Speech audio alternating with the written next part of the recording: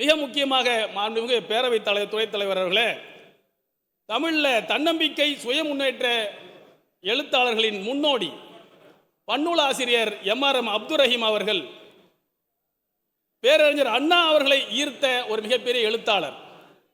வீட்டுக்கு ஒரு புத்தக சாலை அமைக்க வேண்டும், அதில் வாழ்க்கைக்கு வழிகாட்டும் அப்துல் ரஹீமின் புத்தகங்களை தவறாமல் வாங்கி வைத்து படிக்க வேண்டும் என்று பேரறிஞர் பெருந்தகையால் வாழ்த்தப்பட்ட ஒரு மிகப்பெரிய பன்னூல் ஆசிரியர். சற்றேறக்குறைய 32 சுய முன்னேற்ற தன்னம்பிக்கை நூல்களை எழுதியிருப்பவர். அதே போன்று 9 வரலாற்று நூல்களை எழுதியவர். ஆக லட்சக்கணக்கான இளைஞர்கள் தன்னம்பிக்கையோடு முன்னேற்றம் அடைவதற்கு அவருடைய எழுத்துக்கள் தமிழகத்தில் வழிவகுத்திருக்கிறது.